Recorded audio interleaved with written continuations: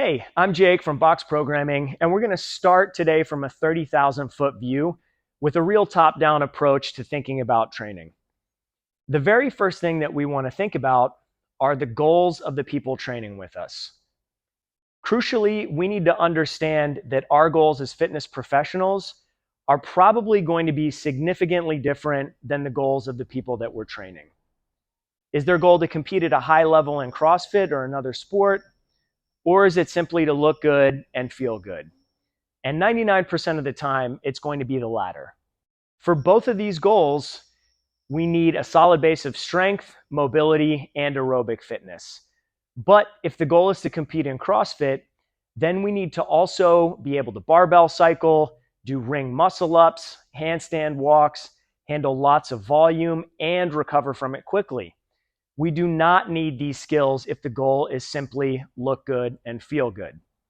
And while sometimes these higher skill modalities can be motivators for training, more often than not, they can actually move us further away from the goal of look good and feel good, especially if we aren't able to allocate enough time and effort to recovery, which is most people. And let's be honest, being a CrossFit athlete is going to be a full-time job. The next thing to determine is the training session strength specific or conditioning specific. And this is important because these are very different stimuli and send different signals to the body. Do you want me to build lean tissue, or do you want me to improve my cardiovascular capacity, mitochondrial efficiency, etc.? And so when we try to combine strength and conditioning in the same WOD with a heavier barbell, more global movements, we are getting both a subpar strength and conditioning stimulus from that setting. We can still use resistance training in this session, but we should think about it more from a standpoint of improving movement patterns and mobility rather than a strength perspective. This is going to help us deliver a better cardiovascular adaptation, which is also going to help facilitate recovery in between our strength training sessions.